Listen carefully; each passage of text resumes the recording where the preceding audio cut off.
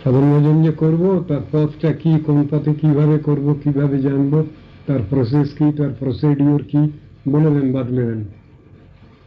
উত্তর কি এসছে? বেদা বিভিন্ন, স্মৃতয় বিভিন্ন। বেদ বিভিন্ন কথা বলছেন, স্মৃতি শাস্ত্র বিভিন্ন রকমের ব্যবস্থা দিচ্ছেন। ন সব ঋষি যস্য মতাঙ্গন ভিন্নম, এমন ঋষি নাই যিনি নাকি ভিন্ন ভিন্ন মত প্রকাশ না করেছেন। তাহলে কোনটা নেব, কোনটা ধরবো?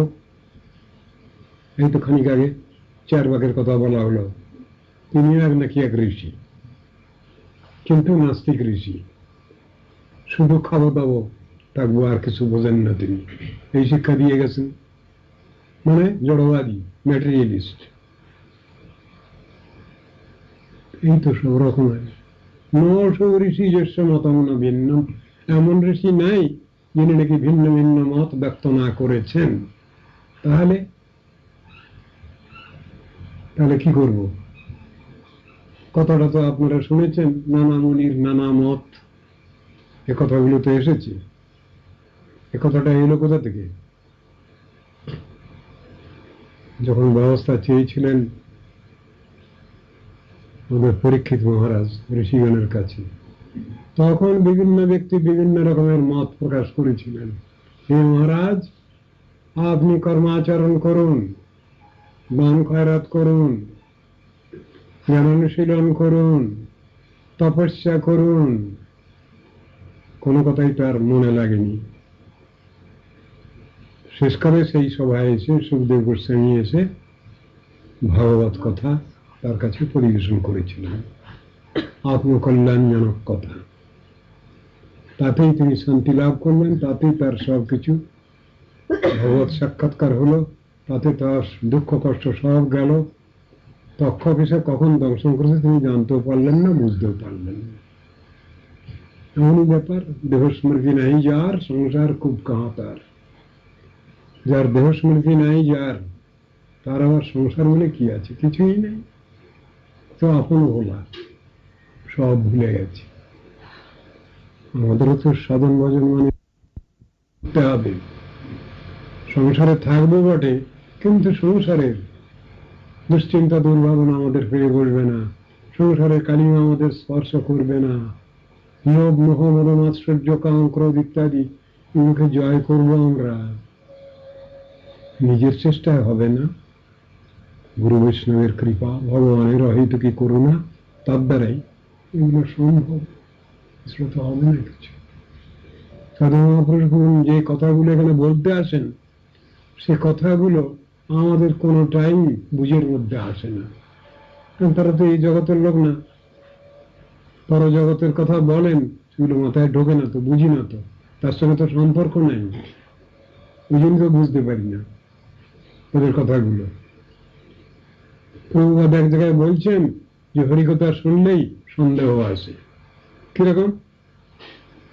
আমি অশেষ দোষে দোষী, সুতরাং হরিকথা কিছু আলোচনা হচ্ছে তত্ত্ব দর্শন, ও ওই আমাকে লক্ষ্য করেই বোধহয় বলা হচ্ছে। সব গেল। দোষ ত্রুটিযুক্ত তো আমরা, বদ্ধজীব তো আমরা, সর্বদোষা কর এই কলি, তো সর্বদোষই তো আমাদের আছে। গুণ তো খুব কম মানুষের, দোষটাই তো বেশি। তা হলেও প্রশ্ন করেছেন কলির জীব কি করে উদ্ধার লাভ করবে, প্রশ্ন করেছেন তো। 16,000 ঋষির সভায় প্রশ্ন তো হয়েছে সুত গোস্বামীর কাছে, কলির জীব কি করে উদ্ধার লাভ করবে। অন্যান্য যুগে তো একটা ব্যবস্থা রয়েছে দেখছি, কিন্তু সর্বদোষাকর কলি বললেন, তা কলির জীব কি করে উদ্ধার লাভ করবে? কি বলছেন সেখানে? কলম পাপাচ্ছন্ন প্রজা কথানুচ্চরণ নীতি উপনিষদে রয়েছে। প্রশ্ন করছে পিপ্পলাদ, পিতা ব্রহ্মার কাছে প্রশ্ন করছেন, কলির পাপাচ্ছন্ন প্রজা কি করে মুক্তি লাভ করবে? তো উত্তর দিয়ে দিয়েছেন ব্রহ্মাজি, চৈতন্য লীলায় উদ্ধার হবে। নবদ্বীপে গোলকাক্ষ ধামে গোবিন্দ দ্বিভুজ গৌর সর্বাত্মা মহাপুরুষ সত্যরূপ ভক্তিমূলকে কাশ্যতীতি। তো বলছেন তিনি এসেই জগৎ উদ্ধার করবেন গৌরাঙ্গ মূর্তিতে। এসব কথাগুলো লেখা আছে সব শাস্ত্রে, বিভিন্ন জায়গায় বিভিন্ন ভাবে। জিনিসটা আমাদের বুঝতে হবে। আমরা খুব ভালো অবস্থায় নাই, অবস্থাটা খারাপ। অনেকে বলছেন ব্যস্ত আছি, পৃথিবীর দুঃখ কষ্টের অবতার না কেন? এই যে ব্যস্ত আছি এ সম্বন্ধে আমাদের সুষ্ঠু বাস্তব ধারণা নেই। সংসারের যে যে সুখ বলছেন, এটা সুখ নয়, এটা অসুখ, বিসুখ, সুখ নয়। উদাহরণ দিয়েছেন, দণ্ডজনে রাজা যেন নদীতে চুবায়।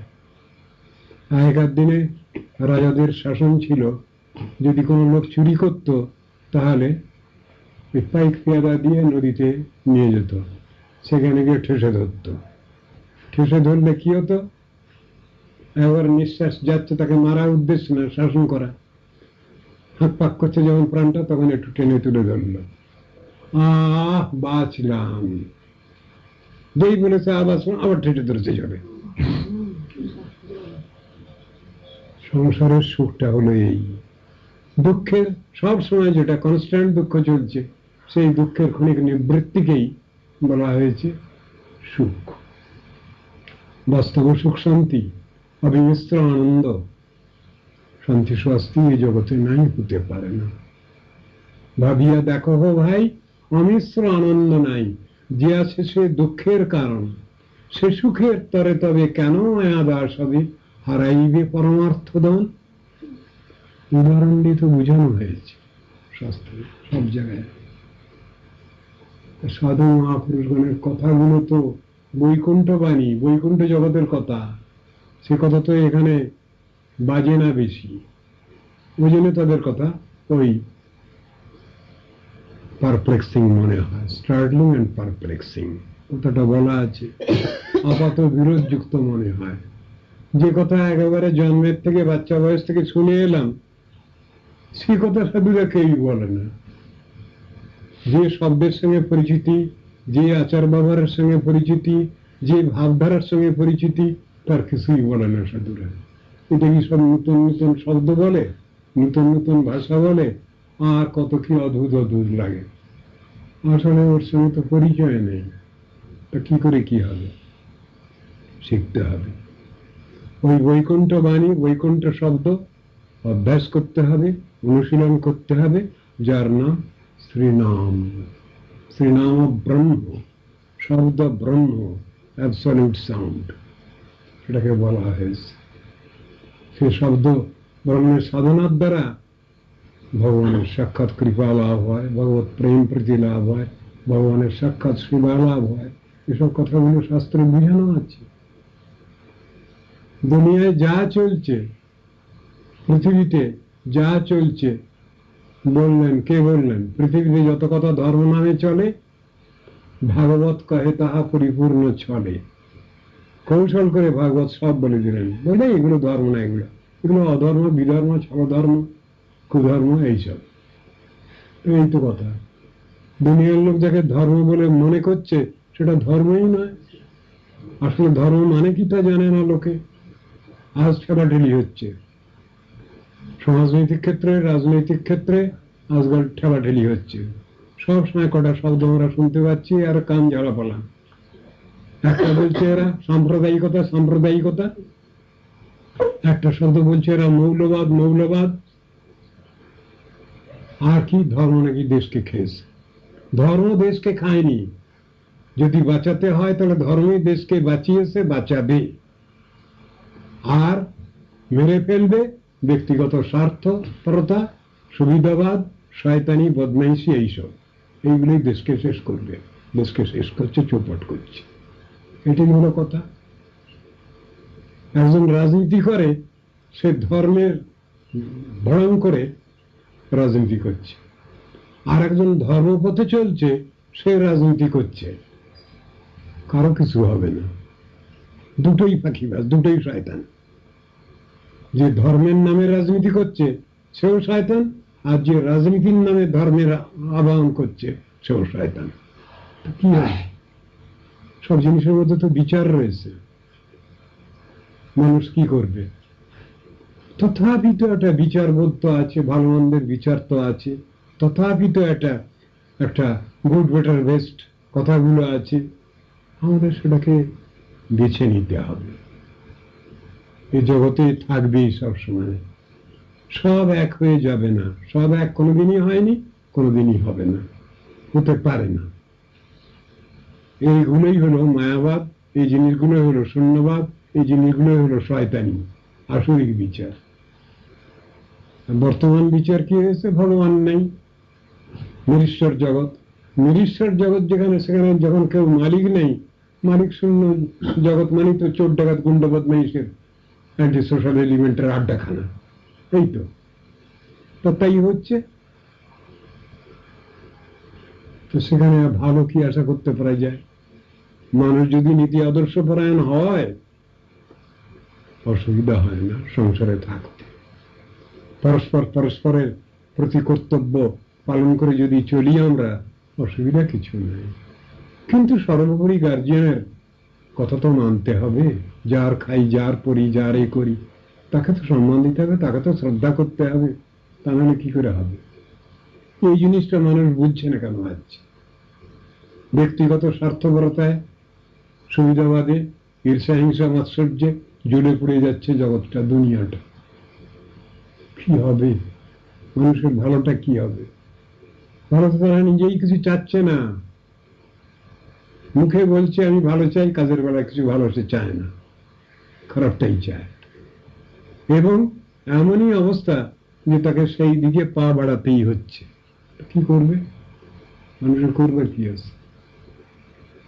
তথাপি যদি ভিতরের অনেস্টি থাকে, সদ্ভাব থাকে, চিন্তা ভাবনা থাকে, দায়িত্ব জ্ঞান থাকে, ধৈর্য থাকে, উৎসাহ থাকে, তাহলে অনেক কিছু লাভ হবে আমাদের। সাধারণ ভোজন ছাড়া তো চলবার কোনো উপায় নেই আমাদের, কোনো না, এক পাও চলবার উপায় নেই। আমরা তো সকলের কাছে ঋণী আছি। এ সংসারে সাধু মহাজনগণ বলছেন যে এ সংসারে আমাদের ঋণ থেকে যায়, সেই ঋণ থাকার জন্যই আমাদের বারবার করে এ সংসারে যাতায়াত করতে হয়। সেই ঋণ 6 রকমের বলছেন, ভাগবতে বর্ণনা আছে। দেবর্ষি ভূত আত্মন ঋণাং পিতৃণাং নকিং করণায়ম ঋণী চ রাজন। 6 রকমের ঋণ হয়। সেই ঋণ যতদিন শোধ না হয়, ততদিন পর্যন্ত বারবার এই সংসারে আমাদের যাতায়াত করতে হয়। সেই ঋণ যদি শোধ করতে পারি আমরা, তাহলে আর যাতায়াত করতে হয় না, ভগবানের কাছে থেকে ভগবানের সেবা নিত্যকাল করতে পারবো, সে অধিকার আসবে। আরো একটা ব্যাপার আছে, আমাদের যত কামনা বাসনা আছে, সে কামনা বাসনারও শেষ হওয়া চাই। জড়ীয় কামনা বাসনা যত আছে ভৌতিকভাবে, সবগুলোকে ছাড়তে হবে, তা না হলেও হবে না। দুটো জিনিস, এ কামনা বাসনার অন্ত না হলে হচ্ছে না কিছু। আর একটা জিনিস, এখানে যে ঋণ হচ্ছে থাকতে গেলে, 6 রকমের ঋণ, দেবতাদের কাছে ঋণ, ঋষিগণের কাছে ঋণ, আত্মীয় স্বজনের কাছে ঋণ, প্রাণী জগতের কাছে ঋণ, এরকম 6টা ঋণ আছে। সে ঋণ তো শোধ করা ভারী মুশকিলের কথা। কিন্তু উপায় একটা বাতলে দিয়েছেন ভাগবতে, সর্বাত্মনা যা শরণং শরণ্যং গত মুকুন্দং পরিহৃত্য কর্তম। আমরা যদি একনিষ্ঠ হয়ে যদি ভগবানের সেবা পূজা করি, সাধু গুরু বৈষ্ণবের প্রতি শ্রদ্ধা সংরক্ষণ করে তাদের বাণীর অনুকীর্তন করি, সেইভাবে যদি নিজের জীবনকে পরিচালিত করি, তাহলে আমাদের অবশ্যই কল্যাণ হবে। সব যত ধার দেনা সব মাফ হয়ে যাবে, সব ঋণ মাফ হয়ে যাবে, এটা বলা আছে। তো সুতরাং সেটাও চেষ্টা করতে হবে। শাস্ত্রে তো বহু কথাই বলা আছে, শাস্ত্রের কথাই তো মহাজনগণ বলছেন, সাধু মহাপুরুষগণ বলছেন। তিনি করিয়া ঐক্য, আর না করিব মনে আশা, সাধু শাস্ত্র গুরু বাক্য হৃদয়ে করিয়া ঐক্য, আর না করিব মনে আশা। এই জিনিসটা আমাদের চিন্তায় রাখতে হবে। সাধু মানে এখানে বৈষ্ণব, যা বলছেন মেনে নিতে হবে, গুরু যা বলছেন মেনে নিতে হবে, ঋষিগণ যা বলছেন মেনে নিতে হবে, ভগবান যা বলেছেন সেটাকে মেনে নিতে হবে। আমাদের সেই পথেই আমাদের জীবন প্রবাহিত করতে হবে, এই কথা বলা আছে শাস্ত্রে। তাহলে আমাদের কল্যাণ হয়। আত্মকল্যাণ তো বুঝি না আমরা। সংসারের বহু রকমের কল্যাণের কথা আলোচনা হচ্ছে, দেহ মনোধর্মের কথা প্রচুর আলোচনা হচ্ছে, কিন্তু আত্মকল্যাণের কথা আলোচনা করতে বললেই তখন গায়ে জ্বর আসে, তখন আর সময় নেই। সব কাজে সময় আছে আমার, আমি সময় দিচ্ছি, কিন্তু যখনই একটু ভগবানের কথা আলোচনা বা একটু ভগবত কথার অনুশীলনের তখন আর সময় নেই। No time at all, no time at all বলে দিয়ে বসে আছি। এ তো আমাদের ফাঁকিবাজি বুদ্ধি। চাই না তো, চাচ্ছি না তো আমার ভালোটা, সেই জন্যই ওটা বলছি, ফাঁকি দিচ্ছি। যদি মন থেকে অন্তর থেকে যদি চাই আমার কল্যাণ, আত্মকল্যাণ মানে হলো আত্যন্তিক কল্যাণ, যার উপরে আর কোনো বড় কথা নাই। অত আত্যন্তিক সেমং পৃচ্ছত ভগবত নাঘা, ভাগবতের মধ্যে বলছেন। আত্মকল্যাণ সম্বন্ধে প্রশ্ন করছেন, নিমি নবযোগেন্দ্র সংবাদের ভিতরে বর্ণনা আছে। তা ওইটাই তো জিজ্ঞাস্য বিষয়। একজন দেশের রাজা নিমিরাজ, তার সভায় গেছেন 9 জন ঋষি। সমস্ত কাজটা যা ছিল সব ইষ্টাপূর্ত কাজ, সব যাগ যজ্ঞ ইত্যাদি হচ্ছিল দেশের প্রজাদের কল্যাণের জন্য, আজকে থাক বন্ধ।